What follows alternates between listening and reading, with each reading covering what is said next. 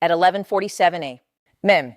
Japan Standard Time on April 3, 2026, the Japan Maritime Self-Defense Force destroyer JS Haguro entered the waters surrounding Second Thomas Shoal in the disputed Spratly Islands, approximately 105 nautical miles from the Philippine island of Palawan, sailing directly through what Beijing considers its territorial waters in the South China Sea. And what happened next represents the most significant shift in regional power dynamics in the Pacific theater since the end of World War II. What you are about to hear is not being covered accurately by mainstream outlets, and the implications of this single naval operation will reshape military posture, economic relationships, and alliance structures across the entire Indo-Pacific region for the next decade. The JS Haguro is not just any destroyer. This vessel is a Maya-class guided missile destroyer displacing 10,150 tons, stretching 560 feet in length, carrying a crew of 310 personnel, and armed with 96 vertical launch cells capable of firing SM-3 Block 2EA ballistic missile interceptors, SM-6 dual-role anti-air and anti-ship missiles, Type 07 vertical launch anti-submarine rockets, and Type 17 anti-ship missiles, with ranges exceeding 200 nautical miles. The ship carries the Aegis Combat System with SPY-1DV radar, capable of tracking more than 100 targets simultaneously at ranges beyond 200 miles, making it one of the most advanced surface combatants operating in Pacific waters. This is the technological manifestation of Japan's constitutional reinterpretation, allowing for collective self-defense, a reinterpretation that Chinese strategists have watched with growing alarm since 2015, and this vessel just demonstrated exactly why that alarm was justified. The South China Sea carries approximately 21% of global maritime trade by value, totaling $5.3 trillion in goods annually passing through these waters. More than 64% of China's maritime trade transits this region, including 80% of China's crude oil imports, totaling 6 million barrels per day, valued at $313 billion annually at current prices. Japan's economy depends on this same waterway for 70% of its energy imports and 60% of its food imports, making control of these sea lanes an existential economic question for Tokyo. When the JS Haguro sailed through Second Thomas Shoal, it was not conducting a routine patrol or making a symbolic gesture. It was establishing operational precedent for the Japan Maritime Self-Defense Force to conduct armed escort missions for commercial vessels in waters that China has claimed as sovereign territory since the 9-line was first published in 1947 and reasserted with the 10-line in 2013, following the Permanent Court of Arbitration ruling that Beijing rejected.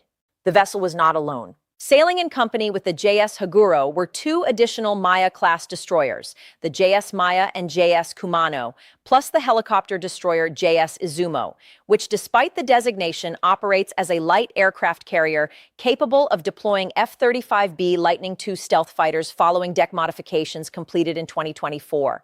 The four-ship formation represented the largest deployment of Japanese naval power in the South China Sea since 1945, and it was accompanied by two United States Navy Arleigh Burke-class guided missile destroyers, the USS Rafael Peralta and the USS Dewey, operating under what the Pentagon described as routine freedom of navigation operations, but what actually constituted the first fully integrated Japan-US naval task force conducting combat-ready patrols in disputed waters claimed by China. Here is what you need to understand about why this matters. For 79 years, since the surrender document was signed aboard the USS Missouri in Tokyo Bay on September 2, 1945, Japan has maintained what it calls an exclusively defense-oriented policy, enshrined in Article 9 of the post-war Constitution, that states Japan renounces war as a sovereign right and will never maintain land, sea, and air forces with war potential. That constitutional provision has been reinterpreted progressively over 7 decades, but always with extreme caution about projecting military power beyond Japan's immediate defensive perimeter. What just happened in the South China Sea shatters that constraint completely. Japan is now conducting armed naval operations 1,800 miles from Tokyo, in direct challenge to Chinese territorial claims, alongside U.S. forces, escorting commercial shipping that includes vessels flagged to third countries with no connection to Japanese trade interests. This is not defensive posture. This is power projection, and Beijing understands exactly what it signals about the future of regional military balance. Subscribe to Dr. Elena Harris right now and hit that notification bell, because this story is moving faster than any news cycle can track. And what happens in the next 72 hours will determine whether we are watching the beginning of a new Cold War in the Pacific or something potentially more dangerous. The Chinese response came within 38 minutes of the Japanese task force entering the 12 nautical mile zone around Second Thomas Shoal. The People's Liberation Army Navy dispatched 6 Type 055 Renhai class guided missile destroyers from naval facilities in Hainan, each displacing 12,500 tons and carrying 112 vertical launch cells loaded with YJ-18 supersonic anti-ship cruise missiles, HHQ-9B long-range surface-to-air missiles, and YU-8 anti-submarine missiles. The Chinese formation also included 2 Type 075 amphibious assault ships, which are comparable to American Wasp-class vessels, and were carrying Z-10 attack helicopters and Z-20 utility helicopters, plus complement of Marines that Chinese state media reported numbered 1,800 troops in total across both ships. The formation established a blocking position 15 nautical miles north of Second Thomas Shoal, creating what naval tacticians call a denial zone, intended to force the Japanese and American vessels to either alter course or risk direct confrontation. The tactical geometry here is critical to understanding what happened next. Second Thomas Shoal is the location of the BRP Sierra Madre, a World War II-era Philippine Navy tank landing ship that was deliberately grounded on the reef in 1999 to assert Manila's territorial claim to the feature. China has maintained a de facto blockade of this grounded vessel since 2023, preventing Philippine resupply missions from reaching the 8 Marines stationed aboard the deteriorating ship. When the Japanese-American task force approached, it was ostensibly conducting what the Japan Ministry of Defense described as a training exercise focused on coordinated anti-submarine warfare. But the route selected placed the formation between the Chinese blockading forces and the grounded Philippine vessel, effectively breaking the blockade through positional advantage rather than direct confrontation. The Chinese formation closed to within 8 nautical miles of the Japanese destroyers. At this range, the YJ-18 anti-ship missiles carried by the Type 055 destroyers could reach their targets in approximately 97 seconds after launch, traveling at speeds exceeding Mach 3 in their terminal phase. The SM-6 missiles aboard the Japanese Maya-class destroyers could engage those incoming missiles, but the engagement timeline would be measured in seconds, not minutes, leaving no margin for command authorization delays or rules of engagement consultations. Both formations illuminated each other with fire control radars, which in naval warfare is understood as a hostile act equivalent to chambering a round in a firearm and aiming it at another person. This is the closest Japan and China have come to direct military confrontation since 1945, and it happened in waters that are 1,800 miles from Tokyo, 950 miles from Beijing, and 105 miles from the Philippines. What the mainstream coverage is missing entirely is the economic calculation that made this operation inevitable.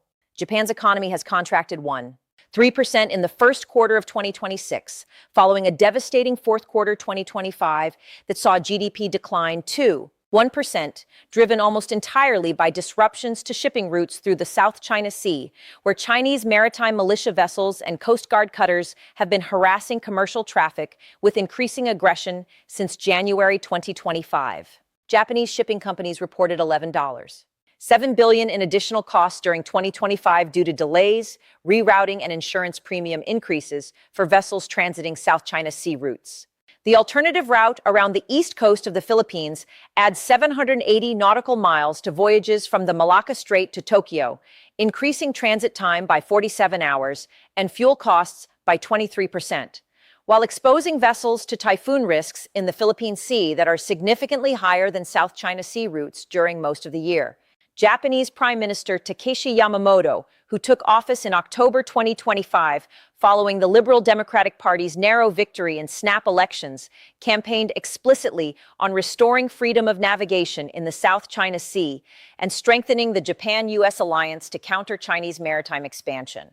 Yamamoto is a former Minister of Defense who served from 2019 to 2022 and oversaw the F-35B integration program for the Izumo-class carriers, the acquisition of Tomahawk cruise missiles for Japanese destroyers, and the expansion of Japan's self-defense forces training with U.S. Indo-Pacific Command to include offensive strike capabilities. This is not a cautious diplomatic figure seeking to avoid confrontation. This is a leader who has built his political career on the argument that Japan's post-war pacifism has become a strategic liability in an era of Chinese military expansion, and who believes that only through demonstrated willingness to use military force can Japan preserve the economic access that its survival depends upon.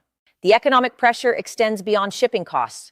Japan imports 94% of its energy resources, and any sustained disruption to maritime routes through the South China Sea would force reliance on significantly more expensive liquefied natural gas shipments from the Middle East via longer routes, or increased dependence on nuclear power generation, which remains politically sensitive following the Fukushima disaster in 2011. Chinese harassment of commercial shipping creates not just immediate costs, but strategic vulnerability that makes Japan's entire economic model hostage to Beijing's willingness to maintain open sea lanes. The April 3rd operation was designed to demonstrate that Japan possesses both the capability and the will to ensure those sea lanes remain open through military force if necessary, and that the Japan-US alliance will support such operations even in the face of direct Chinese opposition. But here is where it gets truly extraordinary, and this is the part that almost no coverage is explaining correctly. The operation was coordinated not just with the United States, but with the Philippines, Australia, and India through what defense officials are calling an expanded Quad Plus framework that includes Manila as a de facto fifth member for South China Sea operations. The Japanese task force rendezvoused with the Philippine Navy corvette BRP Antonio Luna, 28 nautical miles southeast of Second Thomas Shoal at 9:15 a.m. Japan Standard Time, approximately 2.5 hours before entering the disputed zone.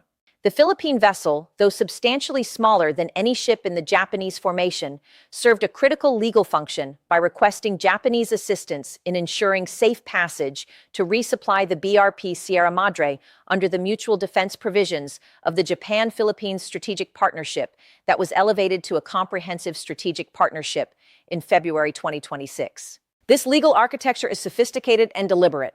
By operating in response to a Philippine request for assistance, Japan establishes that it is conducting collective self-defense operations under the 2015 reinterpretation of Article 9, rather than initiating offensive military action in foreign territorial disputes.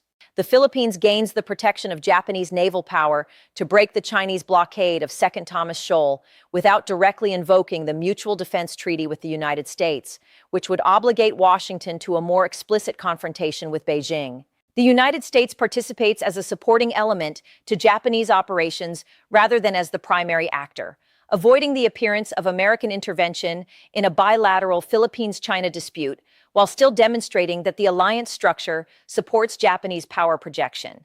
The Australian government issued a statement within 90 minutes of the Japanese task force entering disputed waters, declaring support for freedom of navigation and the rules-based international order in the South China Sea. Australia committed 2 Royal Australian Navy ships, the HMAS Hobart, an Aegis-equipped destroyer, and the HMAS Canberra, a Canberra-class landing helicopter dock ship, to join the Japanese task force within 48 hours for what the Australian Defence Ministry described as routine exercises, but which operationally extends the multinational presence in disputed waters and further dilutes the bilateral Japan-China framing that Beijing prefers. India dispatched the INS Vikramaditya Carrier Strike Group, currently operating in the Malacca Strait, to proceed to a position approximately 400 nautical miles southwest of the Japanese task force, close enough to provide strategic support if the situation escalates, but distant enough to avoid being characterized as direct participation in the immediate confrontation. This is alliance coordination operating at a level of sophistication that regional security experts did not anticipate would be achieved for another 3 to 5 years. The Quad mechanism, formerly the Quadrilateral Security Dialogue, has existed since 2007, but has historically focused on humanitarian assistance, disaster relief, and maritime security cooperation rather than coordinated military operations in contested spaces. The expansion to include the Philippines and the demonstrated willingness to conduct combat-ready operations in direct confrontation with Chinese forces represents a qualitative change in the nature of the alliance structure. Beijing has spent 15 years attempting to prevent exactly this outcome through a combination of economic incentives to regional states, bilateral dispute management to avoid multilateral confrontations, and incremental expansion of its own presence to establish facts on the ground before resistance could coalesce. The April 3rd operation demonstrates that those efforts have failed, and that Japan is now willing to serve as the organizing force for collective resistance to Chinese expansion in ways that the United States, constrained by global commitments and domestic political divisions, cannot consistently maintain. The Chinese Foreign Ministry response came at 3:47 p.m. Beijing time, approximately 4 hours after the Japanese task force entered disputed waters. The statement, delivered by spokesperson Zhang Wei, described the Japanese action as a serious violation of Chinese sovereignty, a dangerous provocation that threatens regional peace and stability, and evidence of Japanese militarism that neighboring countries have historical reasons to fear. The statement demanded immediate withdrawal of Japanese forces from Chinese territorial waters and warned that China reserves the right to take all necessary measures to defend its sovereignty and territorial integrity. Notably, the statement did not specifically threaten military action, instead employing the formulaic language that Chinese diplomacy uses when it wishes to register strong objection without committing to specific consequences that might require follow-through. The more revealing response came from the People's Liberation Army Eastern Theater Command, which posted on social media at 4:23 p.m.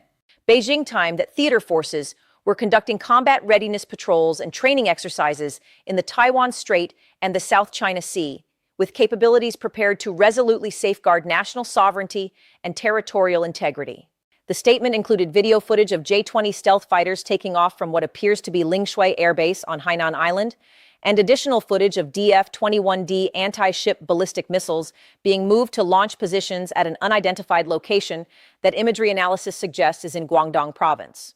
The People's Liberation Army Rocket Force, which controls China's conventional missile inventory, posted similar footage showing DF-26 intermediate-range ballistic missiles, which have the range to strike targets throughout the South China Sea and as far as Guam, being prepared for potential launch. This is calibrated escalation designed to signal military readiness without crossing thresholds that would make conflict inevitable. The Eastern Theater Command response demonstrates that China can mobilize substantial military assets quickly and is prepared to escalate if necessary, while the Foreign Ministry statement maintains diplomatic channels and avoids ultimatums that would eliminate room for de-escalation. Beijing is walking a line between demonstrating resolve to its domestic audience, which has been conditioned to expect strong responses to perceived violations of sovereignty, and avoiding actions that would trigger alliance responses from the United States, Japan, Australia, and potentially others that China cannot reliably predict or control. Subscribe now and turn on notifications, because what happens in the next 48 hours will determine whether this remains a managed confrontation or escalates into something far more dangerous. And you need to be following this in real time as events develop. The military balance in this confrontation reveals why both sides are proceeding with extreme caution despite the inflammatory rhetoric. The Japanese task force, combined with the 2 U.S. destroyers, represents 8 Aegis combat system-equipped ships with a total of approximately 720 vertical launch cells, loaded with a mix of anti-air, anti-ship, anti-submarine, and ballistic missile defense weapons. The ships carry 6 SH-60K anti-submarine helicopters, capable of deploying sonobuoys and torpedoes, and the JS Izumo can deploy up to 12 F-35B stealth fighters, though current reporting suggests only 4 are embarked for this operation. The task force has comprehensive air defense coverage with overlapping radar coverage extending beyond 300 nautical miles and the ability to engage ballistic missiles, cruise missiles, aircraft, and surface vessels simultaneously. The Chinese formation deployed in response includes 6 Type 055 destroyers with 672 vertical launch cells total, plus the 2 Type 075 amphibious assault ships carrying helicopters and Marines. However, the Chinese formation lacks the comprehensive air defense integration of the Japanese-American force, instead relying on individual ship defenses and shore-based air support from fighters operating from Hainan Island and potentially from facilities on Fiery Cross Reef, Subi Reef, and Mischief Reef in the Spratly Islands, which China has militarized with 10,000-foot runways, hardened aircraft shelters, and advanced radar installations since 2015. The People's Liberation Army Air Force can surge approximately 200 fighters to South China Sea airspace from Hainan and Guangdong air bases, including J-20 stealth fighters, J-16 multi-role fighters, and J-10C interceptors, providing air superiority that would severely complicate any surface engagement. The critical asymmetry is in submarines. Japan operates 22 attack submarines, including 11 Soryu-class diesel-electric boats that are among the quietest submarines in the world, and 3 of the new Taigei-class submarines that incorporate lithium-ion batteries, allowing extended underwater endurance exceeding 30 days. Japanese submarine operations in the South China Sea are rarely publicized, but multiple defense analysts assess that at least 2 and possibly 4 Japanese submarines are currently operating in the region, positioned to threaten Chinese surface vessels if hostilities commence. The United States maintains 3 Virginia-class nuclear attack submarines forward deployed to Guam, any of which could reach the South China Sea within 18 hours if ordered to support the task force. China operates approximately 60 submarines, including 12 nuclear attack boats, but Chinese submarine operations suffer from training deficiencies, acoustic signature problems that make them detectable at longer ranges than comparable Western boats, and command and control limitations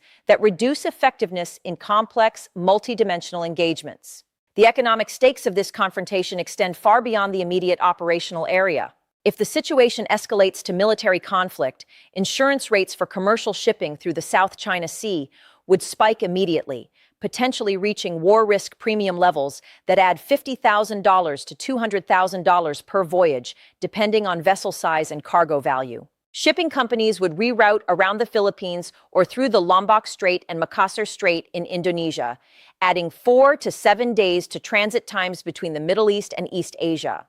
The bottleneck effect would ripple through global supply chains within 72 hours, with particular impact on semiconductor shipments from Taiwan, electronics from Vietnam, and manufactured goods from China to global markets. Global shipping rates would increase 35 to 60% within the first week of sustained conflict, driving immediate inflationary pressure in consumer goods, industrial inputs, and energy costs worldwide. Japan would face immediate disruption to 70% of its energy imports and 60% of its food imports, forcing emergency drawdowns of strategic petroleum reserves that total approximately 155 days of consumption at normal usage rates, and activation of alternative supply routes that would increase costs by 40 to 90%, depending on commodity type.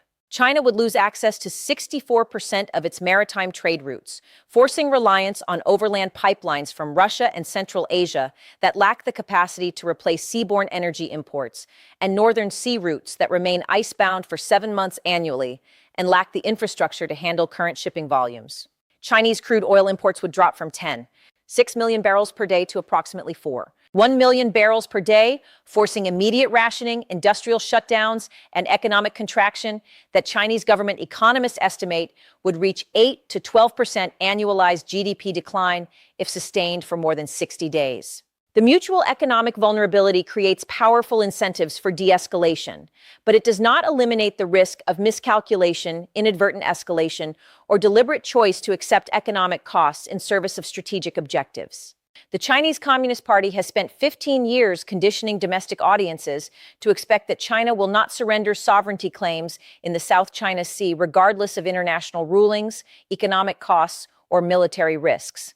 President Xi Jinping has personally invested enormous political capital in the South China Sea expansion, describing it as core to the China dream of national rejuvenation and positioning any retreat as capitulation to foreign pressure that would undermine regime legitimacy. For Xi to permit Japanese naval forces to operate freely in waters China claims as sovereign territory, escorting Philippine vessels to resupply contested features, would represent a humiliation that could trigger internal party challenges to his authority. Japan faces similar domestic political constraints. Prime Minister Yamamoto won election on explicit promises to restore freedom of navigation and demonstrate that Japan would not be intimidated by Chinese pressure. The Japanese public, which has watched with growing alarm as China's Coast Guard and maritime militia have harassed Japanese fishing vessels, challenged Japanese administration of the Senkaku Islands, and expanded military facilities throughout the South China Sea, increasingly supports more assertive defense postures. For Yamamoto to withdraw the task force in response to Chinese pressure without achieving meaningful change in Chinese behavior would be characterized as weakness by opposition parties and could trigger coalition collapse that would force new elections. The domestic political costs of backing down now exceed the risks of maintaining the confrontation, creating a commitment trap where both sides have incentives to escalate rather than retreat. The United States faces the most complex calculation. Washington has defense treaty obligations to Japan under the Treaty of Mutual Cooperation and Security that would be triggered if Japanese forces come under attack, and defense treaty obligations to the Philippines under the Mutual Defense Treaty that could be triggered depending on how any confrontation develops. However, American military planners assess that direct military conflict with China over South China Sea features that the United States does not claim as its own territory would be extremely difficult to justify to domestic audiences absent clear Chinese initiation of hostilities. The Biden administration, and subsequently the current administration, have maintained that the United States takes no position on the sovereignty disputes in the South China Sea, but insists on freedom of navigation and adherence to international law. This position allows Washington to conduct freedom of navigation operations without endorsing any party's territorial claims, but it creates ambiguity about exactly when and under what circumstances the United States would use military force to resist Chinese actions.